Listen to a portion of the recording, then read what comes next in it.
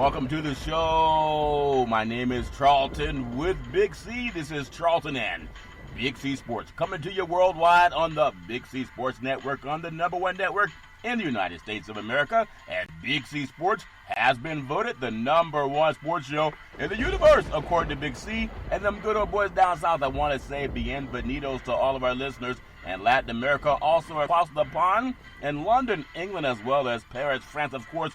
You good old boys in Canada, we love you in Africa, the Big C tribe. But there's no one we love more than the good old boys down south in the land of the free and the home of the brave on a beautiful February the 26th, Guando Deportes. Big C, how's it going for you good old boys down south? Well, Charlton, it's been as chilly for me here in the South today as it is for the president tonight in Washington, D.C. I saw something tonight that, as the president, you should never surround yourself with intelligent people when you want to hold a press conference and allow them to speak after you. Yeah, it's always fun. That's why sometimes I only invite one person to my press conference. It's Big C, me, myself, and I. I do want to say today's show is sponsored by your Northern California Cadillac dealers, home of the all-new Cadillac Escalade, the standard of the world. And when you go by and test drive yours, tell them Charlton and Big C sent you, as well as a fleet of Cadillac cars. Also, Big C Sports is powered by Google and Alexa. Just say Google or Alexa, play Big C Sports Podcast. You will hear from our sponsors. You will hear Welcome to the Show. I will introduce Big C as the Mystic, and he will do his thing. And I really appreciate the way things are growing with Big C Sports Podcast. You can also follow Big C Sports on Xfinity, Comcast TV, Roku TV, Fire TV, and Apple TV, and a lot of smart TVs all over the universe. Really appreciate that. So, Big C, do you say that when you held press conferences, you only invited yourself? Or does that make any sense, Big C? Your thoughts? Well, you know, it's very important that if you're going to hold a press conference, you got to make sure that you're smarter than a fifth grader when you're doing it, Charlton. Yeah. And then when you put in these doctors and professionals, career professionals behind you to speak and address issues that you've been talking about, where you can only ramble off the cuff, and the strongest part of your press conference is that you could only hold up a chart saying this is what the experts are saying because you have no professional knowledge. Yeah, I know. I've even heard people say the coronavirus is not real. They might want to tell a lot of people that are not flying airlines into certain parts of the country, Big C. I just want to say that everybody Google information for yourself. I love bringing this information that we have to honor veterans. My father was in the Air Force. I had a brother fought the Army and a nephew in the Marines. We have a Veterans Crisis Hotline, and those people are experienced in helping veterans and their loved ones when they have issues, Big C.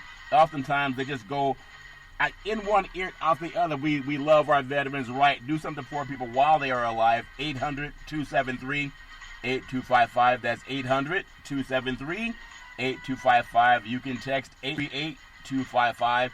That's 838-255. If you're online, go to veteranscrisisline.net.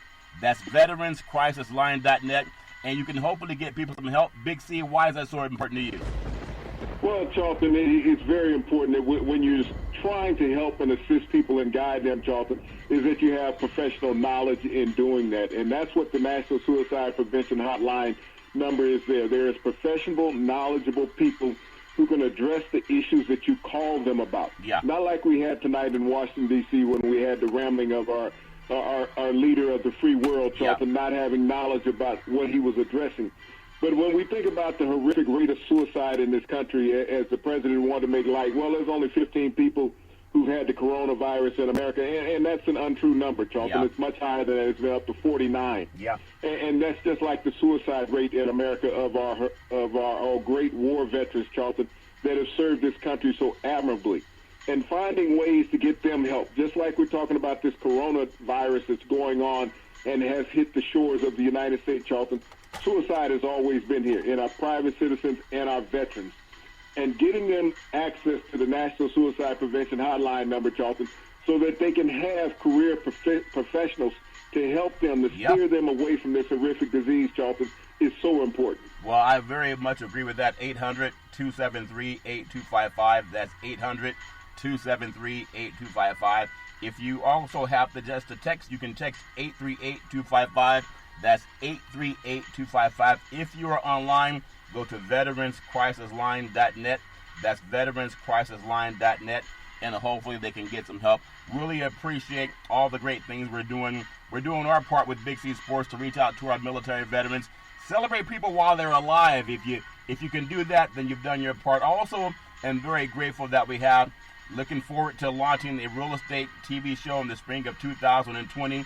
The goal is simply to recruit 100 real estate brokers, put their property listings on TV, and you have a better chance of getting that listing when you tell that homeowner, not only are we going to do the ancillary marketing, you can do door hangers, you can do open house signs, you can also do the Facebook and whatever else people are doing to cut corners. When you put your stuff on TV, you become the cream of the crop. Really looking forward to doing that, the Big C team, in spring of 2020. Also, Big C, I just appreciate the fact that we have so much to be grateful for in this great country that we call the land of the free and the home of the brave. And I want to just say to all the emergency responders that you talk about many times, I'm telling you, there's something called the reticular activating system. I hate when I hear a siren behind me because maybe I was going too fast or maybe even being racially profiled. Whatever it is, it attacks your nervous system. But I notice more and more, there's a lot of men and women every single day, they respond to calls where people need help. And I'm so grateful that we have that, Big C. Your thoughts? Well, Charlton, unfortunately, that call was made again today in Milwaukee, Wisconsin. Yeah. I know the president is a staunch advocate of the Second Amendment right, but at the Molson Coolers factory in Milwaukee, there were several American citizens killed today senselessly, Charlton, by the Second Amendment right, the right to bear arms, where you could carry it in public and go out and shoot somebody. Unfortunately, we've had several American citizens lose their life today in Milwaukee because of our Second Amendment right. Yeah, and again, there's a city in Northern California, right, just in the backdrop of the Bay Area, and I won't shame the name of the city, but there's a city in Northern California, and they made national news because they had so many homicides. And people say, well, let's just watch the game and tell me who won the game. And people are having issues, Big C. So law enforcement has their hands full and really hope that they can get a grip on that. But I just, again, thoughts and prayers with everybody who's affected in the great state of Milwaukee, Big C. We really hope that things get better for them. I do want to make sure, because this is Black History Month, it's also leap year, Big C. And, today is the 26th, so we have the 27th, the 28th to be on the air. And then leap year, because of leap year, we have the 29th will actually be on a Saturday. So 2 more days to just pay homage to Black History Month. And I'm really appreciate that because we started Big C Sports as we broke off from Salem Media. We started Black History Month, Big C. It's amazing how far we've come in that short time span, Big C. Your thoughts? Well, Charlton, as we're here on the last Wednesday of Black History Month of 2020, Charlton, I hope that we can celebrate a lot of the first in black sports in America and around the world, Charlton, because we have such a great history of black influence in sports, and it's what's led the way to where we are now as far as the prominent sports athletes we have of today. Yeah, and that's so important to me. And I was just going over a book that I was reading because I'm talking to some people that are in the sports industry and how they started their own entity. And sometimes when you do something on your own, everybody wants it right now. They want success the first day they think about it. And it takes a lot of man time and a lot of critical thinking time putting into anything to have what you want. But there's so many platforms that we're on now that we were not on when we started about 5 years ago. So I really appreciate that. But I do want to touch on the history of the first blacks in college, Big C, the first black Americans in college. We know Timbuktu in Africa is the oldest university in the world. But in the history of the first blacks in college in professional sports, and that's here in the United States. I know a lot of people, if they just Google the name Frederick Douglass and Fritz Pollitt, Big C, they became the first African-American player to play in the NFL, and that was in 1920. He also went on to become the first black head coach in the NFL. Pollitt, and also at Lincoln University football team during the 1918 to 1920 season. Big C, he also served as an athletic director of the schools in the World War era. Big C, your thoughts? Well, when you think about Fritz Pollitt, and everyone today, because of the media outlets want to say Mamba mentality. Yeah. It should be the Pollard mentality. You think what Kobe Bryant knew, he did not read up on about Fritz Pollard. He was a student of history, and that's the reason why he had the mentality that he had. Yeah. When you think about what Fritz Pollard accomplished in Jim Crow America, Charlton, we talk about the flight of black athletes to the South playing college sports. Yeah. Think about Fritz Pollard. This young man attended Columbia University in the Ivy League. This is how intelligent he was. Yeah. He was an Ivy League student, Charlton. You just didn't get into the Ivy League on sports. You got in there on academics. Yep. And he was out of the Chicago area. But not only was he a student there, he was the first black All-American football player in American history. Twice named All-American while he was at Columbia University, Charlton. And as you commented on, became the first African-American to play in what we know now as the NFL, Charlton, in the 1920s. Yeah. Not only did he play running back, Charlton, but he was also the first black to play quarterback in professional football. This is how astounding Fritz Pollard was, Charlton.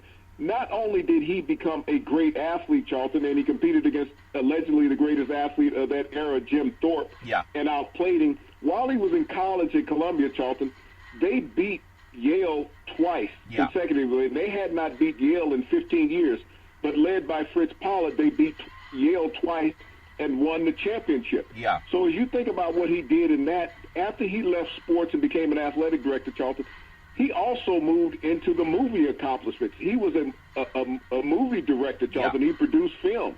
And so Fritz Pollard was a very acclaimed and accomplished individual when you think about a black man in the 20s and 30s in America. And when he played football, he was the highest paid player in the NFL at that time, making $1,500 a game. Isn't that amazing? And we talk about this new collective bargaining agreement now where guys they're trying to make the minimum contract increase by $100,000, and people are fighting that. But half of the NFL players are making the league minimum. But it's amazing when you think about, Fritz Pollard. And you talk about, Frederick Douglass, and everybody has this mentality that all we know is what we see.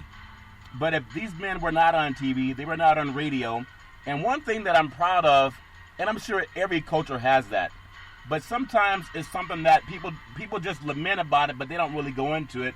And that's one of the things I love doing with you every day that we do the Big C Sports Show. You can really learn that on the opportunity road that a lot of people fight for today, there are so many men of color that did a lot of things to achieve, and they didn't even have civil rights, Big C. We talk about guys that have civil rights now that are knuckleheads and can't stay out of trouble and just do the wrong thing. And then there are guys who didn't have any protection, and they went out and made a success of themselves, Big C. What kind of mindset did that take? That's one of the reasons why I have a hard time raving about the modern-day athlete. Yeah. And I know so many people want to become infectious about what they see on these highlight reels about how great these individuals are, Charlton. Yeah. Think about the accomplishments of a Fritz Pollard, a guy who could have been lynched any day on the street in America, and no one would have said anything. What he fought through and how he went out and fought against the establishment to establish the rights of young black athletes today who know nothing about his history. Isn't that amazing? We know more about what shoe somebody makes. And Nike's it's not an African-American corporation, but they've taken so many African-Americans. That money could have been put in stocks, etc. I'm not going to get into that, but people can Google that. So congratulations to the Fritz Pollard and everything that was accomplished before my time, Big C. Also, because it is African-American History Month, and there are times, every month is important to everybody, but that month was designated for African-Americans, and I really just appreciate going through the history. There's also another name that I'm just going to ask people to Google as we Google how many players now are making $100 million contracts or who scored 30 points in the game. There's a gentleman by the name of George Gregory Jr. He was a basketball player at Columbia University. It was 1931, Big C. He became the first African-American basketball player to be selected as an All-American. He stood 6'4", and he was a center leading the Columbia Lions basketball team. And again, there were no civil rights back in those days, Big C. Your thoughts? But Charlton, the common thing is that when you look at blacks in sports versus all blacks today, Charlton, blacks in sports in the 20s and 30s were about education. Yeah. They were what you really call the student athlete. And we see this common theme that they went to Ivy League schools, Charlton. Yeah. They went to the best academic institutions in America. So when people wanted to come up with that terminology, dumb jock, it did not apply to black athletes of that era, Charlton. They were highly intelligent. They got the best of educations, and when they got an opportunity to compete athletically, as we talked about Fritz Pollitt, becoming the first black All-American football player, here you go here with the first black All-American basketball player, and this was back in the 30s, Charlton. Yeah, and that to me is so important because everybody now, if we don't know our history, you're not gonna know about it. If we don't know it, then we wait for other people to tell us, or we can Google it. But you're not gonna find this on mainstream broadcasts. They're too busy arguing and fighting about, man, I'm right, you're wrong. No, you're wrong, I'm right, you're wrong. Take some of that same latent energy and take even just 2 minutes and Google some things about black American history and realize it's a lot more to life than just yelling somebody down and saying, because I shout louder, I'm right and you're wrong. There's another person I want people to Google, and it doesn't matter anywhere you are in the universe. Google the man by the name of Moses Fleetwood Walker that was an African-American professional baseball catcher who is credited with being the first black man to play Major League Baseball. Walker was an all-star athlete at Oberlin College as well as the University of Michigan. You know, the Big Blue, Big Z up north. Walker played for semi-professional and Major League Baseball clubs before joining the Toledo Blue and the American Association in 1984. His brother Welby became the second black athlete to do so later. And also, it's so important for the Toledo Ball Club. Walker played just one season, 42 games total for Toledo before injuries ended his career and his release, Big C. That's a lot of information that nobody will ever know. But when you think about it, with Black History Month, these are men, they were the vanguards. They didn't wait for someone to open the door. They had to kick that door in, Big C. Your thoughts? Well, white history wants all blacks to believe that none of us were great athletes until Jackie Robinson came along, Charlton, which was a farce. Black athletes had dominated athletics all the way back in the 1800s in America, Charlton, whether it was horse racing, whether it was track and field, whether it was team sports. And we see that right here. We're becoming the first African-American baseball player on the professional ranks in America, Mr. Fleetwood, Charlton, what he accomplished. And the thing that I'm so proud about, Charlton, is that the first three gentlemen that you've spoken about, Mr. Gregory, Mr. Pollitt, and Mr. Fleetwood, Charlton, they were all black college athletes. It shows the intelligence that blacks have always possessed in America, that America has tried to shun away from, saying that blacks were unintelligent and could not compete and did not have the prescience to command certain positions in sports. We talk about Mr. Fleetwood. He was a catcher, so he took a beating behind the plate because he was treated unfairly by the white players doing dirty things to him that shortened his career, Charlton. But to be the leader of something, and not only that, be followed by your brother to be the second African-American athlete to be a professional baseball player, Charlton, in America. Think of how proud their parents were.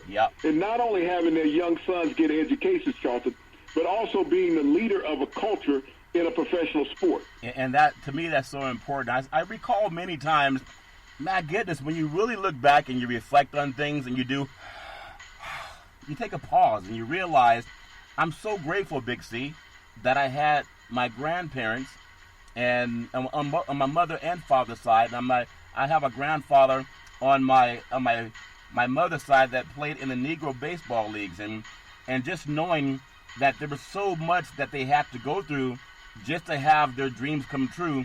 And I juxtapose that to today's athlete, where we're going to talk about more accomplishment of men that we talk about for African American History Week, and we do it every day on the show anyway. But I want people to juxtapose what you hear on Big C Sports to what you hear on other programs. They act like these men are just chattel property. Look at how big and fast. Look at how strong. Look at how hard he dunks. Look at his wingspan. This guy runs, he's a track star. He runs a 40 and 4.3. I mean, you hear that all the time. You never hear about the intellectual accomplishment of these black men. We want to change that with Big C Sports. If you think we're wrong, just Google it. There's another player. Before I go into that, Big C, does that make any sense, your thoughts?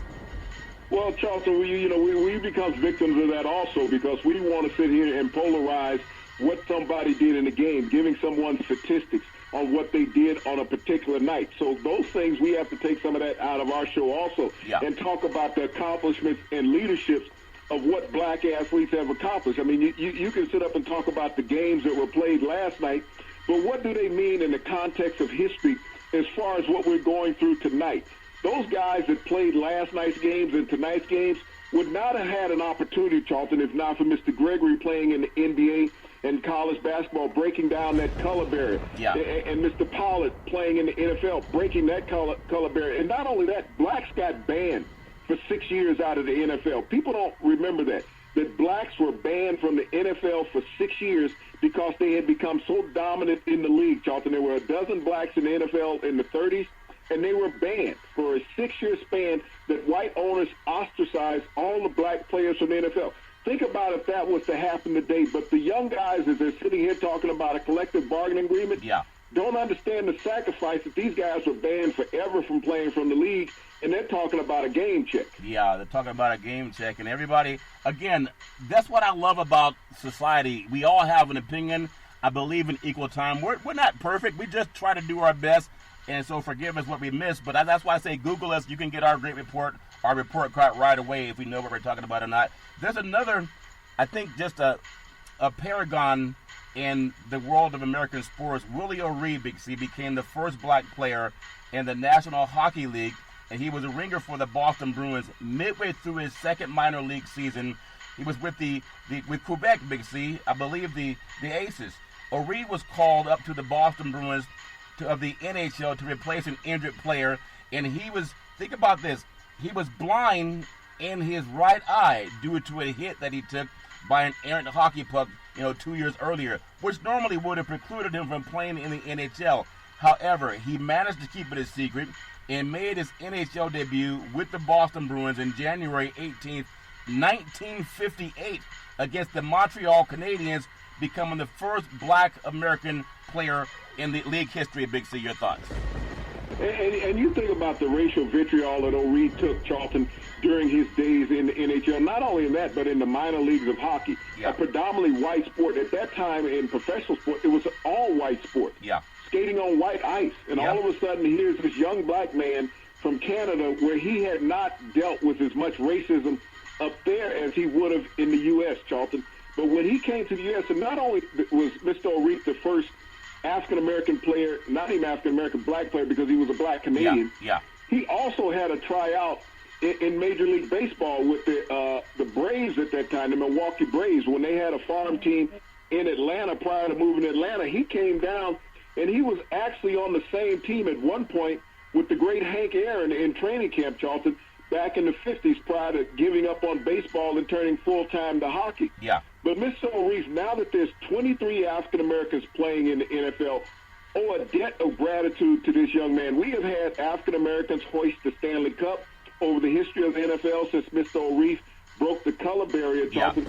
But what these young men had to go through back in their times as they all became the first in their professional sports, we can never understand or appreciate enough what they sacrificed out of their lives to make these opportunities great for these young millionaire athletes of today that know nothing about their history. And that's why I love just being a part of disseminating that information so people can always Google it too. Black History Month is more than we shall overcome, and I have a dream. There were so many men on the scene before Dr. Martin Luther King even made that speech, and so I really want to make sure that people don't think that Black History Month started after Dr. King, Big C, or when Jackie Robinson was allowed to integrate baseball to kind of tear down the Negro Leagues. There's a man, we talk about baseball, and I've always said that it's almost funny to me in a sense. I told you I'm a little bit cynical. We spent so much time trying to say, did the Houston Astros cheat? Well, maybe they did, maybe they didn't. It's not like it's the first time in the history of the universe that somebody in baseball cheated. We talked about so many scandals from back in the day, whether it's teams from Chicago or Boston or New York. It just doesn't matter. It goes on everywhere. Whether it's an individual athlete trying to take a needle and putting something in his backside with a needle, or a special cream, we don't know. But what's egregious to me is that baseball has never been a paragon of virtue. It's always had this pushback on men of color.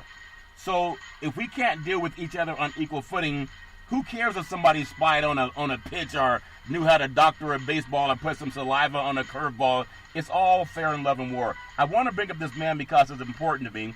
Cito Gaston, he spent his entire managerial career with the Toronto Blue Jays in Canada, Big C, becoming the first African-American manager in Major League Baseball history to win a World Series title in 1992 and then also in 1993, Big C. That was in Canada, so really it didn't even happen in the United States, Big C. Your thoughts?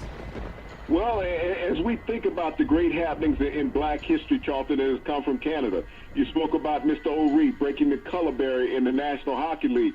And here's Cito Gaston, the first black manager in Major League Baseball, Charlton, breaking that barrier across the border in Canada, becoming the first black manager to win a World Series title, and doing it back-to-back with the Toronto Blue Jays, Charlton, up there in the Sky Dome in Toronto, Canada, beating the Atlanta Braves and the Philadelphia Phillies in back-to-back seasons. And that accomplishment, Charlton, when you think about the heights and the struggles that blacks have had to gone through in baseball, when everyone thought that it started with Jackie Robinson, but it started with Moses Fleetwood. And Moses Fleetwood opened the doors for that opportunity for Cito Gaston to be able to be the first black manager to win World Series title. And I mean, everybody has their own opinion about equality. We know the Underground Railroad, a lot of African Americans had to go up to Canada to get fair and equal treatment. And I believe there's good and bad in everybody. That's why I always ask in my white brethren in media that oftentimes they won't tell you what we're telling you because it puts black men on a shining light. And they never tried to do that. I guarantee that. Maybe if I'm wrong, find that and prove it, because you'll hear how big, strong, and fast we are. They're even doing this NFL, the combines coming up in Indianapolis, I believe it's tomorrow, and they're going to test how high someone can jump. How many times can he bench press 225 pounds? What's his 40 speed? How fast can he run down the field? How good can he throw a football, catch a football? Well, it takes a mind. There's a brain part. There's a mental part of it, of the game, that a lot of guys got to go through a lot of study time, and they don't even talk about that part. They make it seem like these guys are just brainless, but they're athletic, and I hate that, Big C. I want to take what's called the Big C timeout, also known as the Big C pause. And when I come back, I want to talk more with you, Big C, about some of the men in sports that happen to be African American. And it's amazing that everybody knows you got to compete in this world to be anything.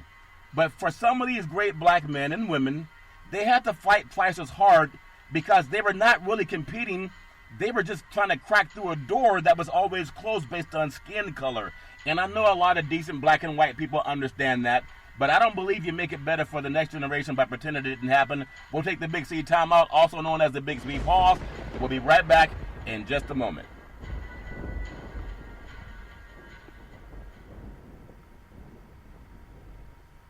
All right, we're back from what's called the Big C timeout, also known as the Big C pause. You can follow Big C Sports 24 hours a day, 7 days a week on the #1 podcast network in the universe, iHeartRadio Podcast. You can follow Big C Sports on Apple Podcast. You can follow Big C Sports on Google Podcast. You can follow Big C Sports on an app called Spreaker.com. And the two apps that I really love are called Google and Alexa. Just say Google or Alexa, play Big C Sports Podcast. You will hear from our sponsors. You will hear welcome to the show. I will introduce Big C as the Mystic, and he'll do his thing.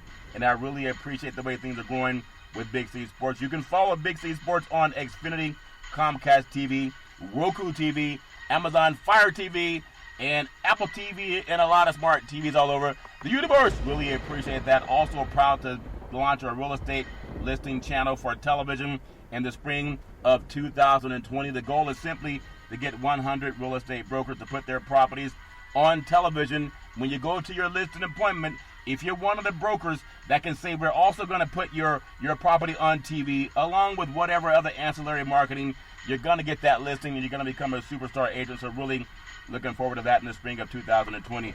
You know, one of the most contemporary men, and I guess more respected men, people love Tony Dungy because he was a great coach for the Tampa Bay Buccaneers and also Indianapolis Colts. People don't realize he was a quarterback at University of Minnesota, and they made him play defensive back in the NFL. A great mind, but they still did not respect him, Big C. Your thoughts? Well, they did not respect him other than Chuck Knowles. Once he saw the intelligence of this man, he asked him to join his staff before his career was over, Charlton. Yeah. So Tony Dungy retired from playing football to join Chuck Knowles' staff. And you think about the accomplishments of Tony Dungy. Being an African-American head coach in the NFL, Charlton. Yeah. Not only that, being the first African-American coach to win the Super Bowl. Yeah. But Tony Dungy's tree is more further than that, extends a lot further than what people think.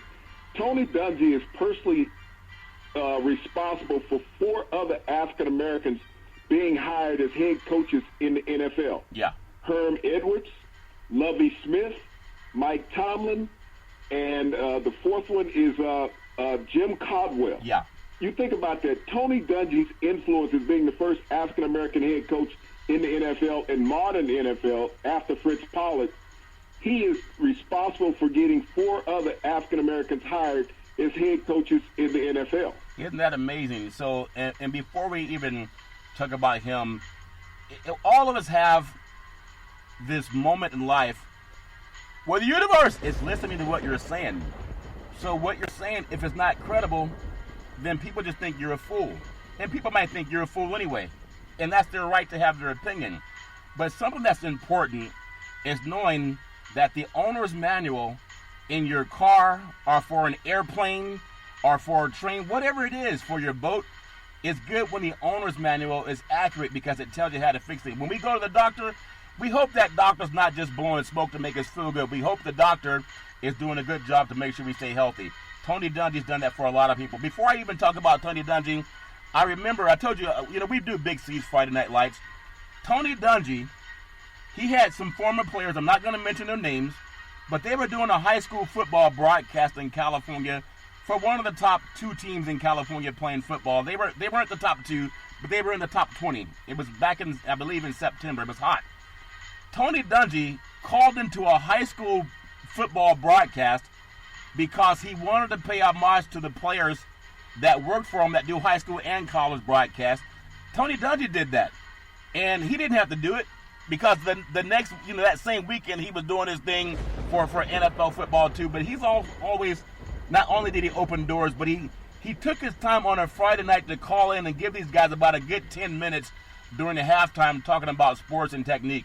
Tony Dungy became the first black head coach to win the Super Bowl when his team defeated the Chicago Bears in that great Super Bowl. I think it was even raining, Big Z, but Dungy set a new NFL record for consecutive playoff appearances by head coaches in 2008 after securing his 10th straight playoff appearance, and that's what the great Tony Dungy did. I always thought that they did him wrong down in Tampa when they kicked him out the door and brought in Gruden to win the Super Bowl with players that he had groomed, and people say John Gruden's a great coach.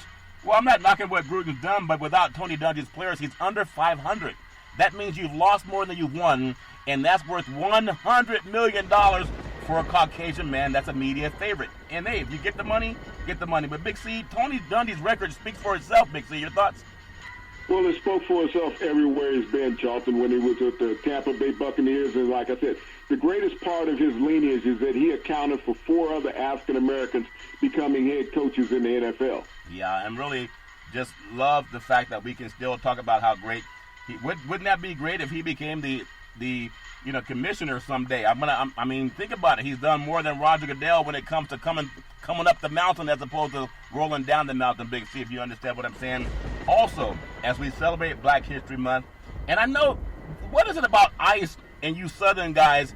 Every time one of my friends from the South gives me a libation, why do they put ice on it, Big C? Your thoughts? Well, liquor gets a little bit warm, Charlton, so you just need to cool it down just a tad. You gotta cool it down at that, Big C. Calgary Flames assistant Paul Gerard is the only black coach behind the bench on an NHL team. Isn't that something, Big C? Your thoughts? Well, this has been strictly a white game over the years, Charlton. There are 23 active players in the NHL of African-American descent, Charlton.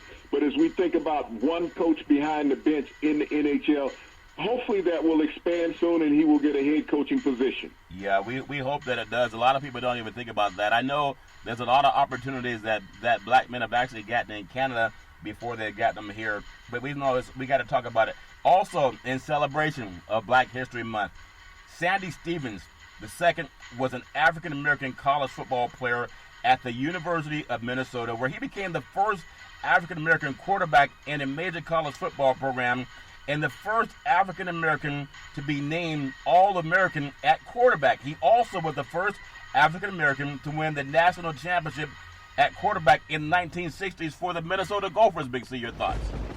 Well, you know, when people say that blacks could not play quarterback, Charlton, even on a major college level, Sandy Stevens proved that all wrong with the Golden Gophers in Minnesota. Won the national title by winning the Rose Bowl championship out there in Pasadena, California.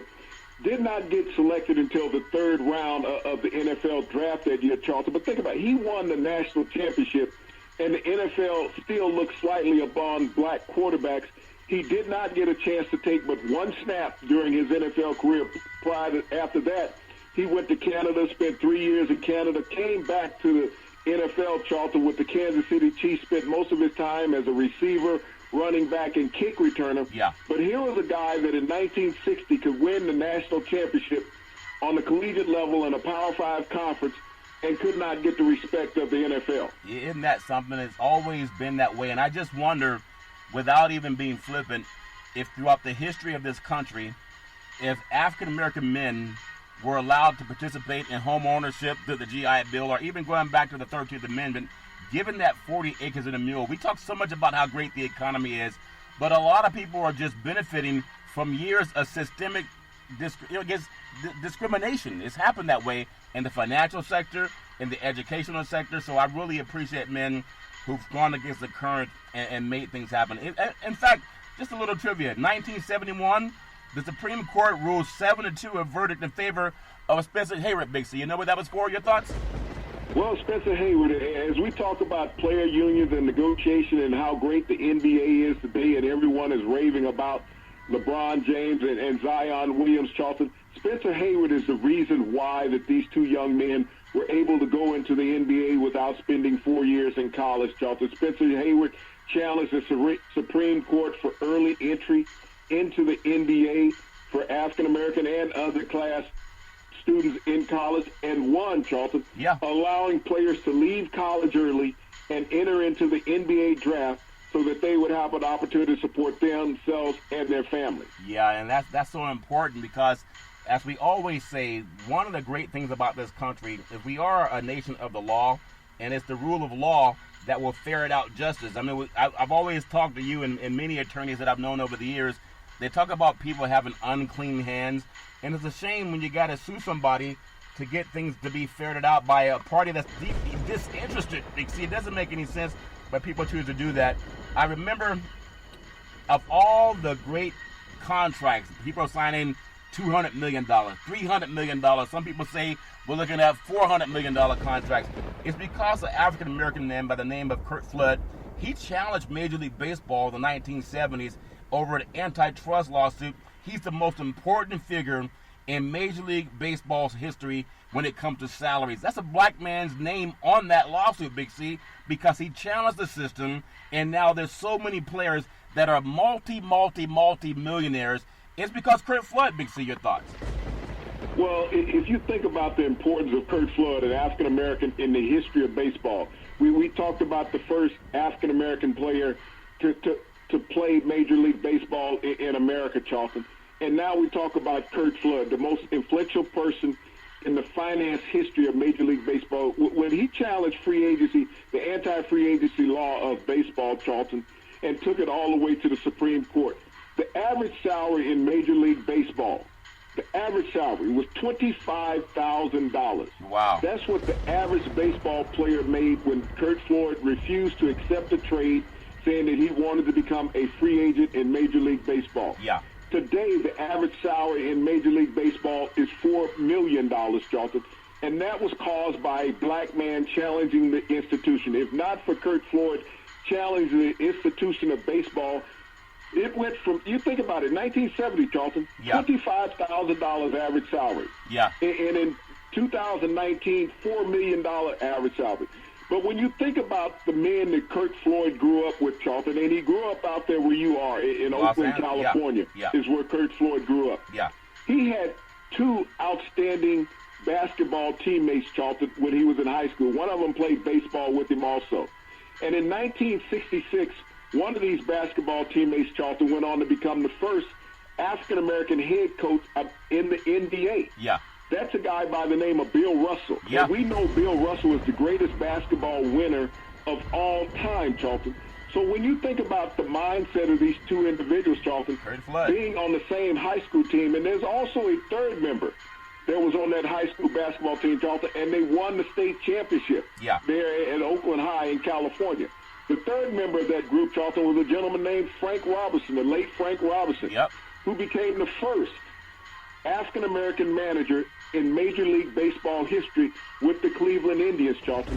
So when you think about the pedigree that came from that program, not only that, Frank Robinson won the most valuable player, Charlton, in the American League and in the National League. Yeah. He was the first player in history to be able to do that, and he was an African-American. Yeah. So as you think about the proud parents, and I always talk about parents steering their children right, and I know a lot of times you talk about the university's exploitation of kids, but it comes from the home, Charlton.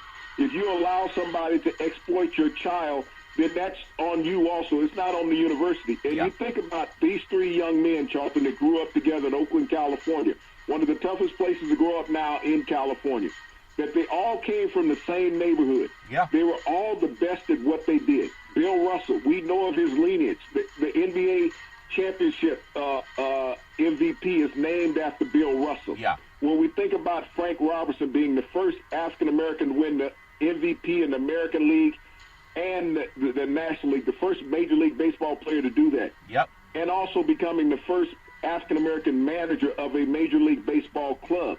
And then when we think about Kurt Floyd, responsible for making hundreds of young men multi-millionaires. And African-American did that. Yeah. Not a white congressman, not a white senator, an African-American baseball player who sacrificed his career for the good of all, Charlton. Yeah, he really did. He was educated at McClymonds High School in Oakland, also Oakland Tech, those two high schools over in the East Bay.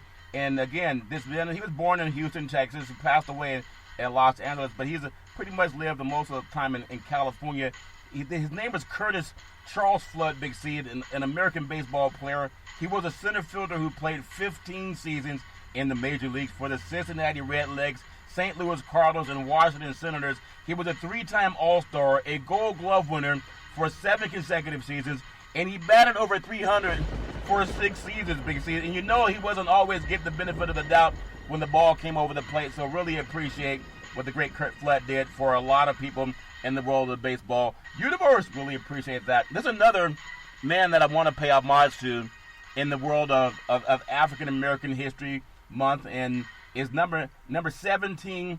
I think his name is, you might know him, the great Doug Williams, Big C. 1978, Doug Williams became the first African American quarterback out of Grambling State, down to one of Eddie Robinson's kids, Big C. He's taken in the first round of the modern NFL draft on January 31st, 1988. The great Doug Williams completed 18 of 29 passes, 340 yards, 4 touchdowns, and a 42-10 rout of John Elway and the Denver Broncos that were favored that game. He also became the first player in Super Bowl history to pass for 4 touchdowns in a single quarter and 4.5. Williams also became the first black man to win this Super Bowl MVP, but he still did not get the chance to go to Disneyland. Big C, your thoughts? Well, as you think about what Doug Williams had to fight through constantly throughout his professional career, Charlton, being the 17th overall draft pick in 1978 of the Tampa Bay Buccaneers. But the Glazer family felt that he did not deserve a re-upping on his contract and did not deserve the standard salary of a starting NFL quarterback. Yeah. He left Tampa Bay, went to the United States Football League, Charlton, spent 2 years there before that league folded, came back into the league, Charlton, and was picked up by the Washington Redskins. He was serving behind Jay Schrader until he got injured, and he took over for Schrader. People don't remember that Doug Williams The night before the Super Bowl, Charlton, he had to have his wisdom teeth pulled because he was in so much agony. Yeah. The night before the Super Bowl, he had his wisdom teeth pulled. So anybody who's had their wisdom teeth pulled, think about the agony and the pain that you go through. Yeah. Not only that, he injured his knee in the first quarter of the game, Charlton, so he had to leave the game midway through the first quarter. But he came back at the start of the second quarter with guns a-blazing and setting Super Bowl records, Charlton, that still have not been matched to this day. Yeah. But Doug Williams becoming the first African-American to win a Super Bowl as a starting quarterback is history-making within itself, Charlton, and something that can never be lived down, even though the NFL let him down after that. Yeah. And he did not get that trip to Disneyland, Charlton. No. But he got that trip to the history books that will always live in infamy. Yeah, in the Hall of Fame. And I still remember that some of our media brethren were saying, what's it like to be a black quarterback when he'd been a black quarterback all his life? And they never asked our white brethren what it's like to be a white quarterback. I believe that we all are from the same tribe. All life began in Africa. Just Google Dr. Leakey Gregory Mendo. If you don't know that in Black History Month, in fact, that should be a history assignment. I want every educator in the universe just give an assignment on where all life came from. If you trust science, Dr. Leakey and Gregory Mendo, just Google who they are. We have so much in common as opposed to not in common, no matter what skin color we are. It's all about the dominant and recessive gene. We're all one people. Big C, we just came off of this fiasco, and what's going to be 4 fights? I know nobody believes that. Wilder and Fury will fight 4 times, Big C. The first was a draw. They let Fury win the second fight. Wilder's going to win the third fight, and then they're going to have the real creme de la creme in fight number 4 because they make so much money doing it. In the world of boxing, on December 26th, it was 1908, the great Jack Johnson, he became the first black heavyweight champion of the world when he knocked out Canadian Tommy Burns in the 14th round near Sydney, Australia, of all places. Johnson held the title until 1915, Big C, and he did that during the middle of Jim Crow. Big C, your thoughts? Well, you think about that, a 7-year reign as heavyweight champion of the world, Charlton, at any time in boxing history is an eternity. But here's a man who did it against all odds and all opposition. Jack Johnson fought the world, Charlton, to become the heavyweight champion of the world, and then to fight his own country even more. Yeah. As you think about the ostracization that he had in the United States in that time, the bigotry and the life threats that he had to live through by beating up white men, Charlton. Yeah. This is what Jack Johnson did for a living. Beating up black men. If you looked at beating up white men, if you looked at a white man the wrong way in America at that time, you could easily be lynched or shot. Yeah. But he bucked the society, Charlton, and went out and dominated the world and had to be known as the most recognizable figure in the world. He was more recognizable than the presidents that served time in America while he was heavyweight champion, Charlton. Yeah. More people in the world knew than who the black heavyweight champion of the world was from 1908 to 1915 than they knew who was the American president at that time. Yeah, and so it's also about, it's just about opportunity. And I want to juxtapose that black history. I think everybody's black when you look at the genetic structure, and I believe it's science. So anyone that discredits that, just Google Dr. Leakey and Gregory Mendo. We all have different skin melanin. There's only one race of people. I want to just juxtapose what we just talked about with African American History Month and celebrating some of the great milestones that have been accomplished, in and out of sports competition, Big C. So I want to pay homage to the great Maria Sharapova. She announced her retirement today from tennis after 19 years as a pro, Big C. A 5-time Grand Slam champion, Maria Sharapova, she announced her retirement. And think about what she was able to do. She never faced Jim Crow. She never faced being ostracized by a media that did not want to say that she was America's chosen one. But that's no fault of her own. But she never had to face some of those glass ceilings that we've talked about that many other people of color, men and women, had to face. But I'm still proud of what she did. She turned pro in 2001. At age 14, she won Wimbledon in 2004, the U.S. Open in 2006, the Australian Open in 2008, the French Open in 2012 and 2014. She's one of only 6 women in the professional era to win each major tennis title at least once. She's made 10 Grand Slam finals and all going 5-5. What a career in 19 years, Big C. Your thoughts? Yeah, but Charlton, a lot of that career was enhanced by drugs, and she was suspended by the Tennis Federation, Charlton, for a year and a half for being caught doping. And so that's the legacy that Sharapova gives me as far as her history. How much of that taintedness, as we talk about baseball, we talk about football, and athletes using illegal substance.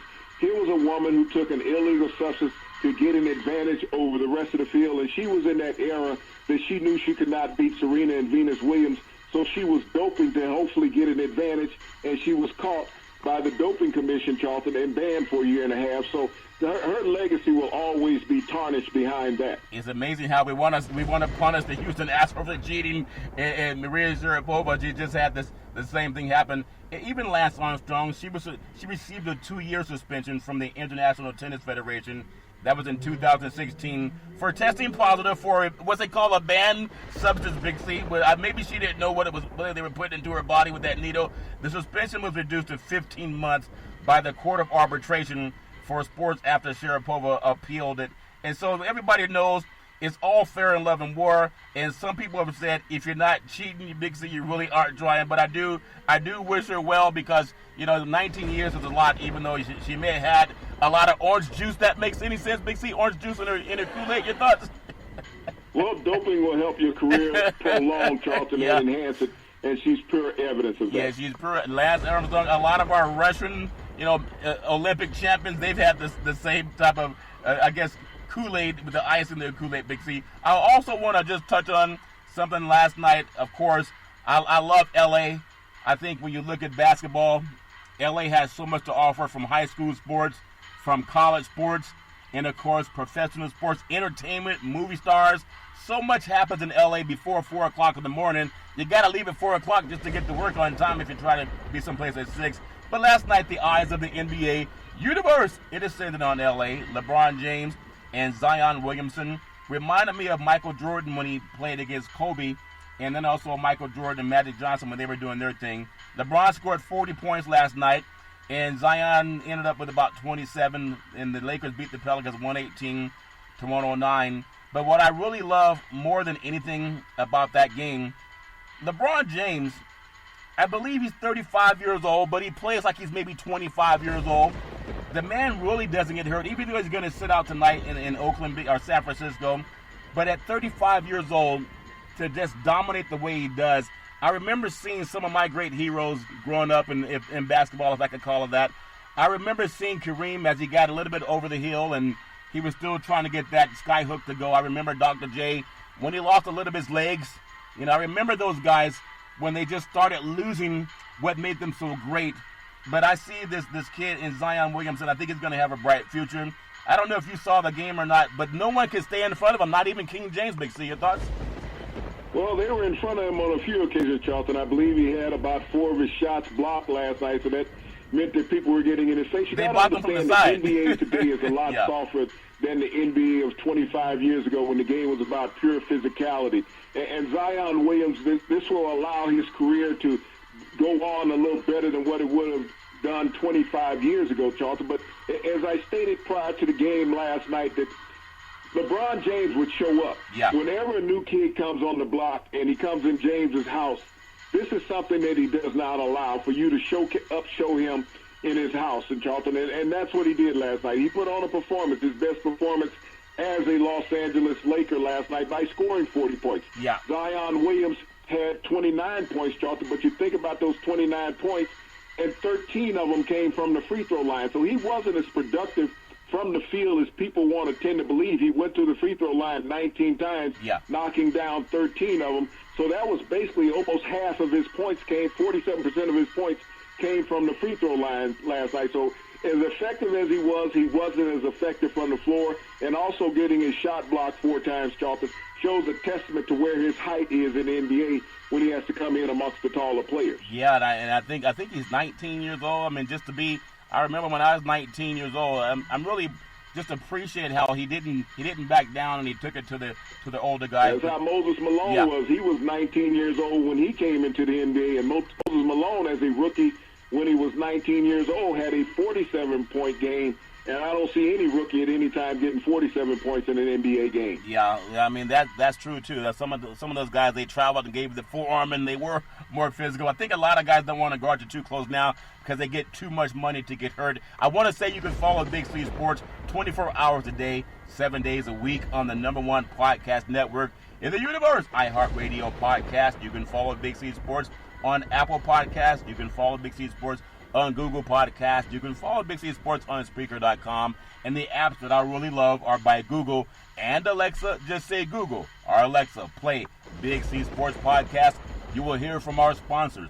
You will hear Welcome to the Show. I will introduce Big C as the Mystic, and he will do his thing, and I really appreciate the way things are growing with Big C Sports. You can follow Big C Sports on Xfinity, Comcast TV, Roku TV, Fire TV, and a lot of smart TVs all over the universe. Really appreciate that. Also launching in the spring of 2020, a real estate TV listing channel. Looking for 100 brokers who want to showcase their properties on television, and that would make you a movie star if that makes any sense. Looking forward to doing that with the Big C team. Tonight, as we close out NBA basketball schedule, February 26th, we have the New York. They are at Charlotte. Philadelphia's at Cleveland. Man, that's Philadelphia something else, Big C. Brooklyn at Washington. Minnesota's playing at Miami. Orlando will be at Atlanta. Memphis will be at Houston. And there's a lot about Ja Morant going at James Harden. But I think Harden can drop 40 on anybody. Maybe he gets 40 tonight. Big C, your thoughts? Well, Harden is what he is. He's a scorer. Jay Morant should be Rookie of the Year if you look at his body of work in the NBA over the season. Yeah, I still like Williamson. Not because he didn't. It's not about the number of games.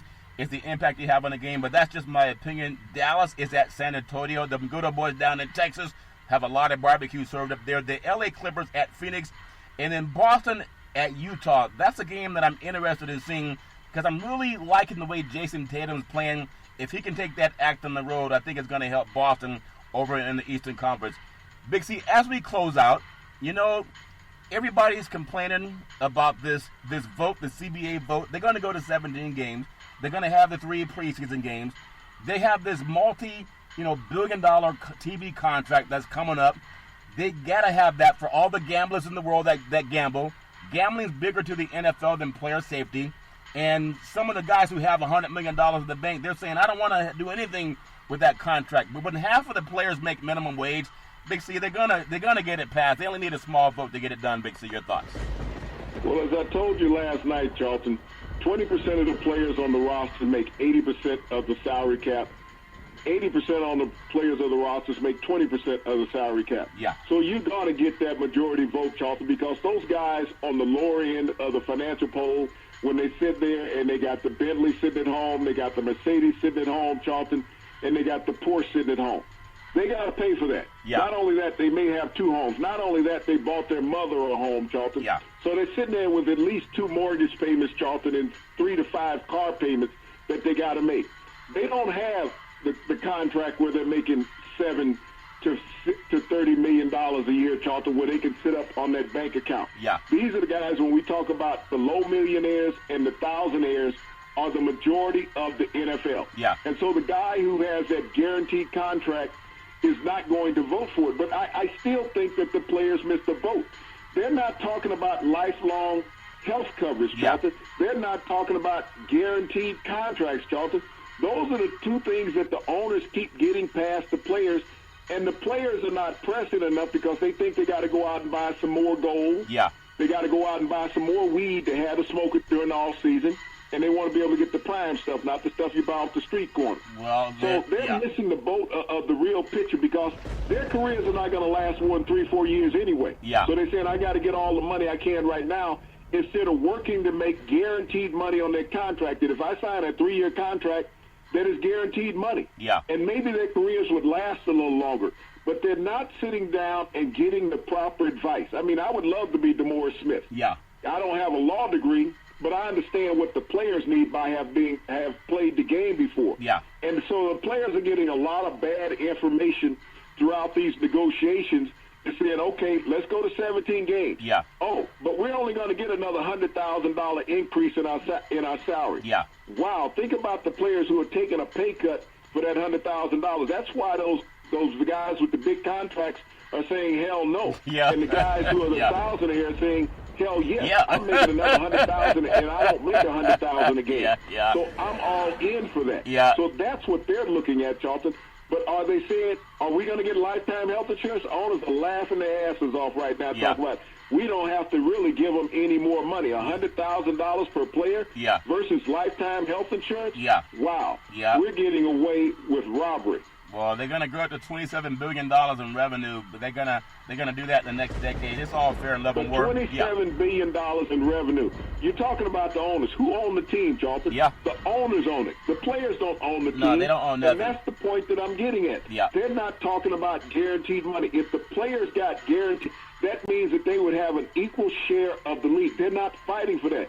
If they had lifetime health coverage, it would be the money would mean something. It's like you're saying you're going to go to Procter & Gamble or Walmart and say, okay, you guys are $100 billion corporations, and your employees are making $15 an hour. And they say, so?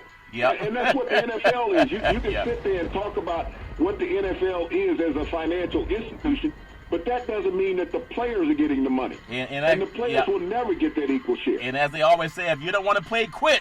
Big C, back in the day, there was a man by the name of Drew Boudini Brown. He was known as Muhammad Ali's right-hand man, and he would always tell Ali, with all you got to use, how can you lose? Rumble, young men, rumble. Big C, what are you looking forward to in the sports universe?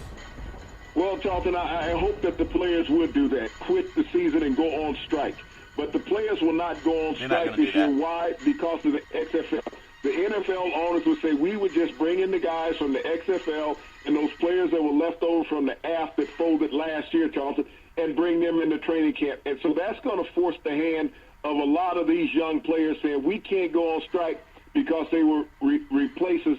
But the fans, Charlton, still would not accept the strike players 100%, and you would see stadiums at 30 to 50% of capacity. That's why the XFL came into existence before the CBA agreement. You can follow Big C Sports every Monday through Friday at 5 and 6 p.m. worldwide, where you follow Big C Sports on the Big C Sports Network, on the #1 network in the United States of America. And Big C Sports has been voted the #1 sports show in the universe, according to Big C and them good old boys down south. As we always tell you, that's never ever an excuse for domestic violence. If you know any man or woman going through that garbage, please pick up the phone and call 911, because no man or woman should ever have to go through that garbage on their own. And as we always tell you on every Big C Sports show, we thank you, we appreciate you, and we hope that you have a super fantastic day.